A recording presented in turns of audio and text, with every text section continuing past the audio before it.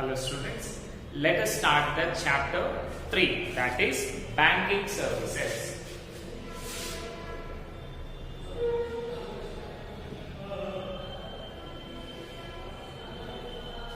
So before starting this chapter, మనము ఇంకొక important things చూడాలన్నా ఏంటి అంటే మనకి టెక్స్ట్ బుక్ ఉన్న వాళ్ళు కానీ మెటీరియల్ ఉన్న వాళ్ళు కానీ మ్యాక్సిమం క్వశ్చన్స్ కవర్ కాలేదు అనే థాట్స్ ఉంటాయి రైట్.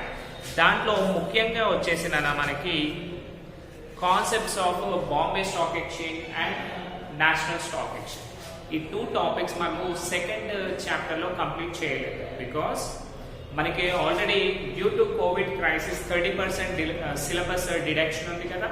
సో ఆ 30% సిలబస్లో ఏమైంది అంటే ఆ బీఎస్సీ ఎన్ఎస్సి కాన్సెప్ట్స్ అనేవి డిస్కస్ చేయడం లేదు. సో మోర్ ఓవర్ ఫస్ట్లీ మనం ఏం చేద్దాము అంటే 70% థియరీ సిలబస్ ఏదైతే ఉందో అది నేను కంటిన్యూగా చెప్తాను. సో అది ప్రతిరోజు కూడా ఆఫ్టర్ లిజనింగ్ ద క్లాస్ మీరు కంపల్సరీ కూడా అది చదవండి, అప్పుడు మాత్రమే మీరు పర్ఫెక్ట్ అవుతారు. బికాస్ మీకు చూడండి ఎగ్జామ్స్ లేవు కదా, ఎగ్జామ్స్ లేవు, మళ్ళీ రివిజన్ లేదు, ఎనీథింగ్, చాలా చాలా ఇండిపెండెంట్గా ఉంటాను. So this is a dangerous thing for your studies and your career. అందుకనే నేను చెప్పే ప్రతి టాపిక్ కూడా ఈరోజు కంప్లీట్ చేస్తాను కదా. ఈ రోజు చదవండి, పోయేదేముంది కదా, right. So let us do the topic. Banking services is our new chapter. So ఇప్పుడు చూడండి కదా, మనం ఏ బిజినెస్ అయినా చూడండి, ఒక బిజినెస్ అనేది సక్సెస్ఫుల్ గా రన్ కావాలి అనుకోండి, from the place of producer to customer, ఓకేనా. సో మనకి ప్రొడక్షన్ అంతా కూడా వన్ ప్లేస్ లో ఉంటుంది, బట్ కస్టమర్స్ చూసామనుకోండి ఓవరాల్ ఏరియాలో కవర్ చేసి ఉంటారు కదా. So from the place of producer to the customer ఏదైనా ఒకటి గూడ్స్ అనేవి ఎక్స్చేంజ్, ఓకేనా. ఈ ఎక్స్చేంజ్ అనేది జరగాలి అంటే కంపల్సరీ మనకేంటి అంటే 2 ఆస్పెక్ట్స్ వర్క్ చేస్తూ ఉంటాయి, that is trade and next one aid to trade కదా. సో ఆల్రెడీ మీరు ఫస్ట్ ఇయర్ లో కూడా మనం డిస్కస్ చేసాం దీని గురించి. వాట్ ఈస్ ట్రేడ్ అంటే it's simply the exchange of goods, ఓకేనా. Exchange of goods from the place of producer to the ultimate customer, we call it as trade. And aid to trade అంటే these are the services, these are the services which makes a free flow of goods, services facilitating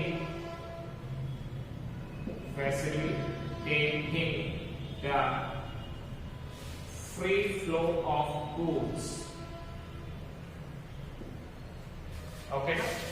so ఇక్కడ ఏమవుతుందన్నా, trade అంటే exchange of goods from the place of producer to the customer, and aid to trade అంటే the services which we are providing for flow of goods, that is transportation కదా. Next banking ఉంటాయి కదా, next insurance and so on like this కదా. So ఎప్పుడైతే ఈ aid to trade factors అనేవి ఉంటాయో అప్పుడు మాత్రమే మనం మన బిజినెస్ అనేది సక్సెస్ఫుల్ గా రన్ చేయగలుగుతాము. So these ancillaries do not produce any tangible products, in fact these services are called business services, okay. So ఇక్కడ చూడండి అన్న, ఈ ఎయిడ్ టు ట్రేడ్ అనేది అంటే మనం ట్రాన్స్పోర్టేషన్ కానివ్వండి, బ్యాంకింగ్ కానివ్వండి, ఇన్సూరెన్స్ కానివ్వండి, ఎలాంటి గూడ్స్ అనేవి ప్రొడ్యూస్ చేయవు, కానీ అవన్నీ ఏం చేస్తున్నాయినా tangible products which we are feeling, those will be transferred with the help of this aid to trade కదా. సో ఈ ఫెసిలిటీస్ మనం ఏవైతే ఇస్తున్నామో ట్రాన్స్పోర్టేషన్, బ్యాంకింగ్ అండ్ ఇన్సూరెన్స్, వీటన్నిటిని కలిపి మనము సింపుల్ గా ఏమంటాము అంటే బిజినెస్ సర్వీసెస్ అని పిలుస్తాము. ఓకే, సో ఇప్పుడు చూడండి అన్న, మన ఇండియాలో చూడండి, మనం ఇప్పుడు ఎక్కడ ఉన్నాం? హైదరాబాద్ లో రైట్. సో మీ కస్టమర్స్ ఏంటి? ఆల్ ఓవర్ ఏరియాస్ లో ఉంటారు. మీరు ఎప్పుడైనా ఫ్లిప్కార్ట్ చూడండి, ఫ్లిప్కార్ట్ లో మీరు ఏం చేస్తారు? ఏదైనా ఒకటి బుక్ చేస్తారు కదా ఆన్లైన్ డెలివరీకి. సో అప్పుడు చూడండి దాంట్లో ఎలా ఉంటుంది అంటే షిప్మెంట్ ఆఫ్ గూడ్స్ ఉంటుంది కదా, డెలివరీ స్టాటస్ తెలుసుకునేటప్పుడు టైం ఇస్తాడు. గుర్గావ్, హర్యానా, ఢిల్లీ, ఈ టైంలో ఢిల్లీలో ఉంది, ఈ టైంలో హర్యానాలో ఉంది, నెక్స్ట్ ఈ టైంలో అహ్మదాబాద్ లో ఉంది, అలాగే ఈ టైంలో బాంబేలో ఉంది. అవన్నీ కూడా స్ట్రక్చర్ ఇస్తా ఉంటాడు. అంటే మనకి ఇక్కడ ఏమవుతుంది? ప్రొడ్యూసర్ అనేవాడు ఢిల్లీలోనూ బాంబేలోనే ఉంటాడు, కానీ కస్టమర్స్ అనేవాళ్ళు మనం ఇక్కడ ఉన్నాము. అంటే ఇలా మల్టిపుల్ పీపుల్ ఉంటా ఉంటారు కదా. సో ఈ హైదరాబాద్ నుంచి మనము ఎక్కడ ట్రాన్స్పోర్ట్ చేద్దాము? ఢిల్లీకి ట్రాన్స్పోర్ట్ చేసామనుకో. ఓకే, సో మన ప్రొడక్షన్ ప్రాసెస్ అంతా కూడా హైదరాబాద్ లో అవుతుంది, కానీ కన్సంప్షన్ ఏంటన్నా మన కస్టమర్ వచ్చేసి ఢిల్లీలో ఉన్నారు. సో ఇతనికి ఊరికే వాడు ఆర్డర్ చేయగానే వెళ్ళిపోతుందా? లేదు. మనం ఏం చేయాలి? ఈ good from Hyderabad to Delhi పోవాలి అనుకోండి, మనం ఏం చేయాలన్నా ట్రాన్స్పోర్టేషన్, మీడియం ఆఫ్ ట్రాన్స్పోర్ట్ ఏమేమి చూడాలి? చాలా చిన్న గూడ్స్ అనుకోండి, ఫ్లైట్ లో వెళ్ళొచ్చు, ట్రైన్ లో వెళ్ళొచ్చు, రోడ్వేస్ లో వెళ్ళొచ్చు, యా ఎనీథింగ్. అంటే with the use of transportation మనం ఏం చేస్తాము? ఇక్కడ హైదరాబాద్ నుంచి ఢిల్లీకి పంపిస్తాం. సెకండ్ థింగ్, మనము ఏదైనా ఒక థింగ్ మనం బిజినెస్ ఎందుకు చేస్తాం? Mainly to earn profit. Profit ఎలా ఏం చేస్తాం కదా? In terms of money. ఆ మనీ అనేది ఎక్స్చేంజ్ ఫ్రీ ఫ్లోగా కావాలి అంటే మనకేం కావాలి? Banking sector is very very important thing కదా. So with the use of banking మన ప్రాబ్లమ్స్ అన్ని కూడా ఎరాడికేట్ చేయొచ్చు. And last hindrance that is insurance. మీరు బాగా చేస్తారు కదా, మీరు ఒక సక్సెస్ఫుల్ గా ఒక 10-15 crores పెట్టి ఒక బిజినెస్ స్టార్ట్ చేశారు అండ్ అది చాలా చాలా సక్సెస్ఫుల్ గా రన్ అవుతుంది. కానీ సింపుల్ గా ఏమైందని అంటే రీసెంట్ గా చూడండి మీరు విశాఖపట్నంలో అయితే గ్యాస్ కూడా పేలిపోయింది. LG polymers right. LG polymers అనే కంపెనీ ఏమైనా గ్యాస్ స్టేషన్స్ పేరి అదంతా కూడా స్పాయిల్ అయింది. సో అప్పుడు ఏంటి? అతనికి చాలా లాస్ వచ్చి ఉంటుంది కదా కంపెనీ వాడికి. సో ఆ లాస్ అంతా కూడా అతనే భరించి మళ్ళీ బిజినెస్ ని సక్సెస్ఫుల్ గా రన్ చేయగలుగుతాడా? చేయలేదు. ఎందుకంటే మనీ అనేది మొత్తం వేస్ట్ అయిపోయింది. మళ్ళీ న్యూ మనీ క్రియేట్ చేయడం అంటే చాలా చాలా రిస్కీ టాస్క్ కదా. అందుకనే ఒకవేళ అతనికి ఇన్సూరెన్స్ కనుక ఉందనుకోండి ఆ కంపెనీకి, ఏమవుతుందన్నా ఇతను ఏదైతే లాస్ అయ్యాడో ఆ లాస్ అంతా కూడా ఏమవుతుంది? ఈ ఇన్సూరెన్స్ కంపెనీ భరిస్తుంది.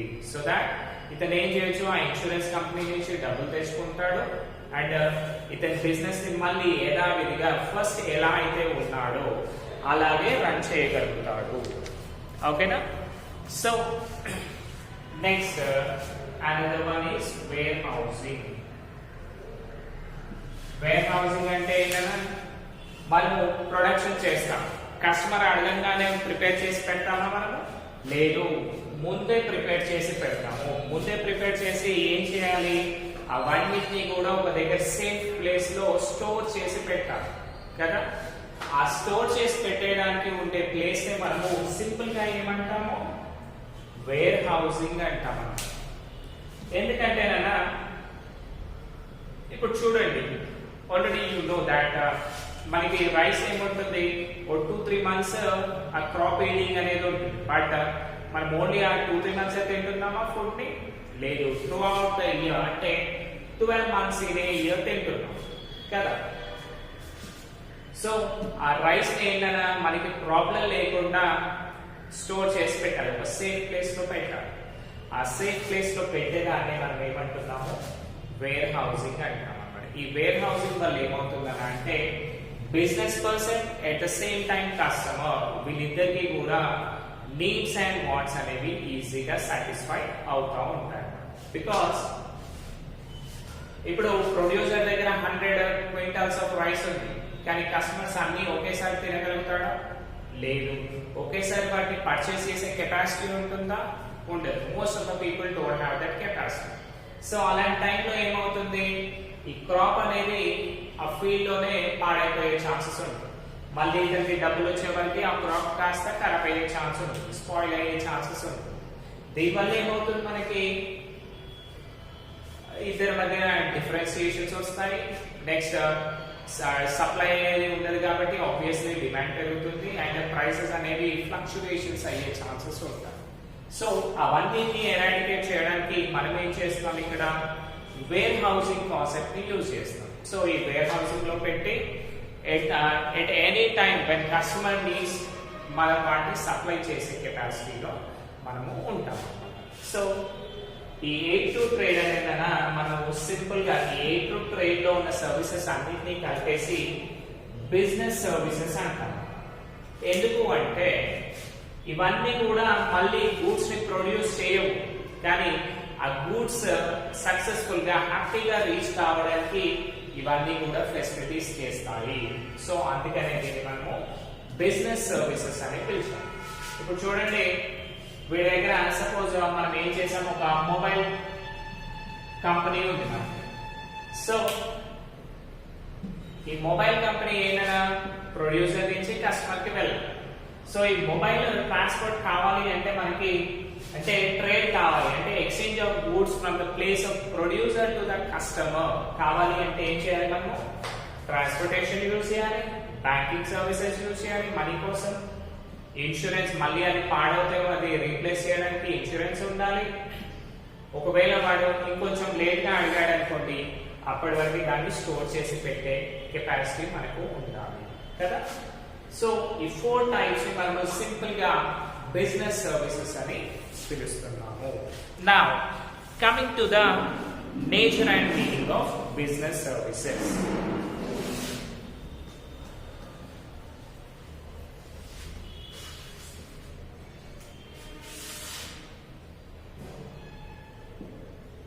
Nature and meaning of business services.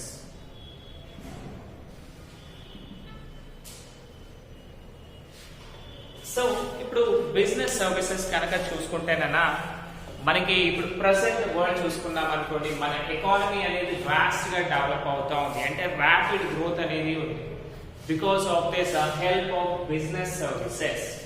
ఈ బిజినెస్ సర్వీసెస్ ఇంత ఎఫెక్టివ్ గా ఉన్నాయి కాబట్టి మన banking sector, right, transportation, insurance, warehousing ఇవన్నీ కూడా సక్సెస్ఫుల్ గా రన్ అవుతున్నాయి కాబట్టి మన ఇండియన్ ఎకానమీ కూడా అదే స్టేజ్ లో వెళ్తుంది అన్నమాట. చూడండి, ఇప్పుడు మనకి ఫ్లో ఆఫ్ పాపులేషన్ చూసామనుకోండి 140-130 crores చేంజ్ ఉంటుంది, కానీ అంతమంది కూడా మనం మన సర్వీసెస్ చేయాలి అంటే ఏంటన్నా ఈ A2 ట్రేడ్ అనేది చాలా ఎఫెక్టివ్ గా ఉండాలి. ఓకేనా. సో ఇప్పుడు చూడండి అన్న, మనకి అన్ని ట్రాన్సాక్షన్స్ కూడా with the help of cash కావాలి అనుకోండి, అవుతుందా? కాదు. బికాస్ ఒక పర్సన్ ఉన్నాడు అనుకోండి, అతనికి లాట్స్ ఆఫ్ కస్టమర్స్ ఉంటారు, వాళ్ళందరి దగ్గర క్యాష్ తీసుకోవడం మళ్ళీ అవన్నీ రీప్లేస్ చేయడం అవన్నీ రిస్కీ టాస్క్ కదా. రైట్. అదే మనకి బ్యాంకింగ్ ఫెసిలిటీ ఉందనుకోండి, వీళ్ళు ఏం చేస్తారు, జస్ట్ ఆన్లైన్ బ్యాంకింగ్ లో మనము ట్రాన్సాక్షన్ చేస్తాము, దానివల్ల మనము ఈజీగా ట్రాన్సాక్షన్ చేసి with the use of transportation పంపించవచ్చు కదా. రైట్. సో ఇప్పుడు చూడండి అన్న, మనము మన బిజినెస్ సర్వీసెస్ అనేవి ఎఫెక్టివ్ గా రన్ కావాలి అంటే ఏం చేయాలి, ఇవన్నిటిని కూడా సక్సెస్ఫుల్ గా హ్యాపీగా హ్యాండిల్ చేయాలి. And at the same time based on the business services మన ఇండియన్ ఎకానమీ కూడా డిపెండ్ అవుతుంది. ఓకేనా. మన ఇండియన్ ఎకానమీ కూడా ఇప్పుడు చూడండి, మనకి ఇవన్నీ ఈజీగా అవైలబిలిటీ ఉంటున్నాయి కాబట్టి మనం పర్చేస్ చేయగలుగుతున్నాం కదా. ఒకవేళ అది కొనడానికి కొంచెం రిస్క్ అయ్యే ఉంది అనుకోండి, మనము ఏమైనా ట్రై చేస్తామా? లేదు, చూద్దాంలే అనుకుంటాం. కానీ ఎప్పుడైతే మనకు ఎఫెక్టివ్ బిజినెస్ సర్వీసెస్ వచ్చాయో అప్పటి నుంచి మనకి ఏమైందనంటే ఫ్లో ఆఫ్ మనీ అనేది వాస్ట్ గా డెవలప్ అయింది అండ్ పర్చేసింగ్ పవర్ ఇంక్రీజ్ అయింది.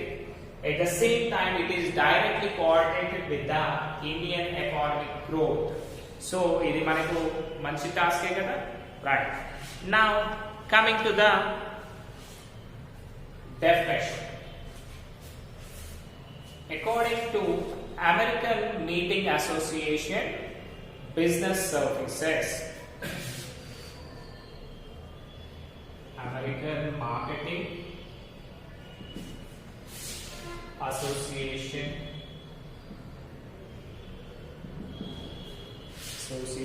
business services.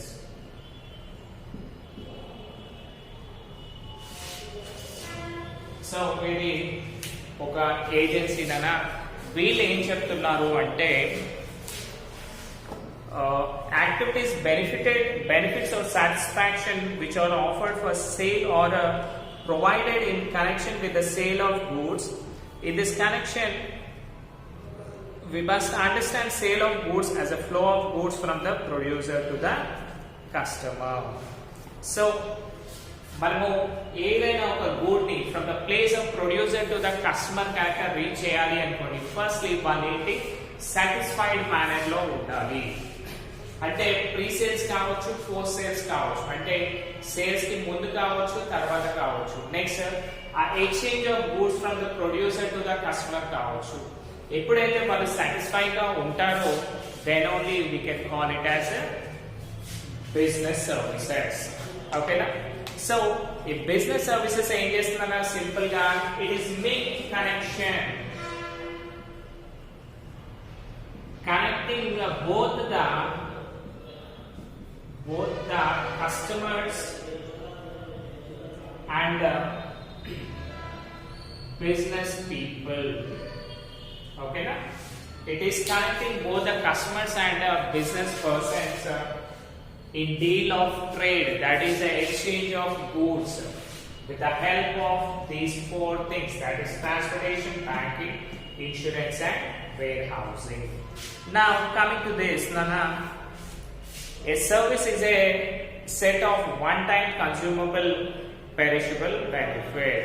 So simple ga service ante emantunadante it is a one-time perishable thing.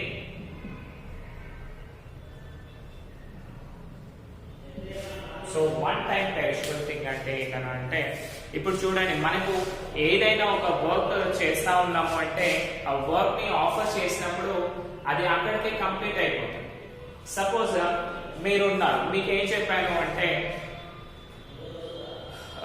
ఈరోజు సపోజ్ మనం ఆఫ్లైన్ క్లాస్ అనుకున్నాం, బాబు నాకు చాక్ పీస్ తీసుకురండి క్లాస్కి అని అన్నారు.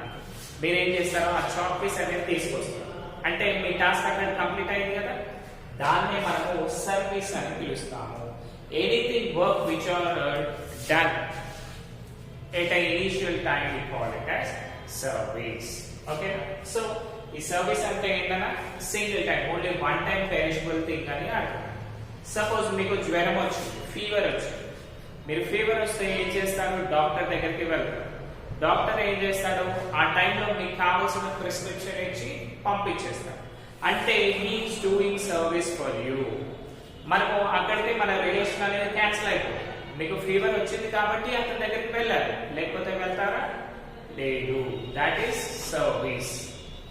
అలాగే చూడండి, మీరు ఒక మొబైల్ ఆర్డర్ చేశారు, ఓకేనా? మొబైల్ ఆర్డర్ చేశాడు, అతను మీకు ఆ మొబైల్ ని ఇచ్చాడు with exchange of cash. So ఇక్కడ ఏమైంది? మీకు ఆ మొబైల్ వచ్చేసింది. సో మీకు ఆ సర్వీస్ అనేది కంప్లీట్ అయిపోయినట్టే కదా, రైట్? అంటే మనం ఏదైతే థింగ్ ఉందో from the place of producer నుంచి కస్టమర్ వరకు ఆ ఫ్లో అనేది ఆ వన్ టైమే కదా జరిగేది. ఆ వన్ టైం ట్రాన్సాక్షన్, ఆ థింగ్ ఏదైతే జరుగుతుందో దాన్ని మనము సర్వీస్ అని పిలుస్తాము. ఓకేనా, right? Next, on the basis of our definitions, it is clear that the service differs from goods and that facilitates a free flow of goods. So దీనివల్ల మనకి ఏమర్థమైందన్నా, గూడ్స్ అంటే వేరు, సర్వీసెస్ అంటే వేరు కదా. So for economic point of view, a service is an intangible commodity. ఓకేనా. So మనం economic terms లో చూసామనుకోండి, tangible things and intangible things అంటాం కదా. సో ప్రోడక్ట్స్ ఏవైతే ఉన్నాయో, అంటే మనం ఏదైతే పర్చేస్ చేస్తామో, ట్రేడింగ్ లో ఉందో, ట్రేడింగ్ చేస్తున్నామో, exchange of goods and services, దాన్ని మనము economic, that is tangible goods అంటాం. వేరే సర్వీసెస్, మనకి గూడ్స్ ఎంతైతే ఇంపార్టెంటో బిజినెస్ లో, అలాగే ఈ బిజినెస్ సర్వీసెస్ కూడా అంతే ఇంపార్టెంట్ కదా. So these business services we call it as intangible commodity.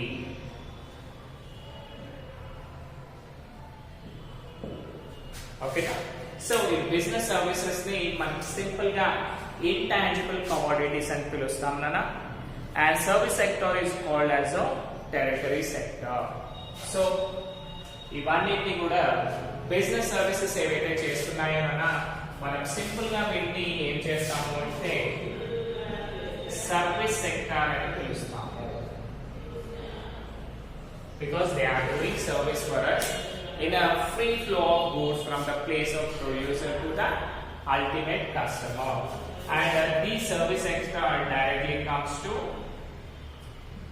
territory sector. Okay, so these are the things na in these things మనకి బిజినెస్ సర్వీసెస్ లో మేజర్ గా ఇవి వచ్చాయి కదా. ఇవన్నిట్లలో మనము ఇంకొకటి చూసుకుంటే బ్యాంకింగ్ అనేది చాలా ఇంపార్టెంట్ రోల్ ప్లే చేస్తుంది కదా. సో ఈ బిజినెస్ సర్వీసెస్ అన్ని కూడా పర్ఫెక్ట్ గా రన్ కావాలి అంటే banking is the one of the most important thing. అవన్నీ కూడా మనము నెక్స్ట్ క్లాస్ లో డిస్కస్ చేస్తాం. ఓకేనా. దీస్ ఆర్ ద థింగ్స్ అన్న. So banking services and is the question chapter 3. దీంట్లో మనం ఏమేమి నేర్చుకున్నాము, బ్యాంకింగ్ సర్వీసెస్ లో ట్రేడ్ ఉంటుంది అండ్ ఎయిడ్ టు ట్రేడ్ ఉంటుంది. ట్రేడ్ అంటే exchange of goods from producer to the customer. Aid to trade అంటే the services which are giving to free flow of goods from the producer to customer. ఏంటి, facilitating the free flow of goods from the customer, that is producer to the customer. దాంట్లో major గా మనకి ఏమేమి ఉన్నాయి, transportation, banking, insurance and warehousing. ఇవి 4 concepts తోటి మనం ఈరోజు ఈ క్లాస్ డిస్కస్ చేశాం కదా. So American institute of business services are connecting both the producer and the customer అని చెప్పింది.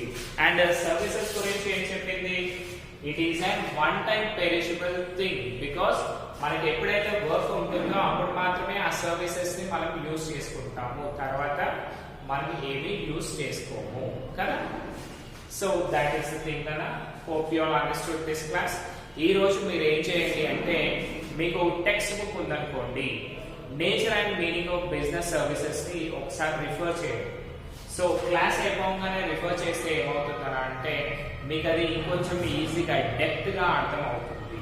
ఓకేనా. Thank you.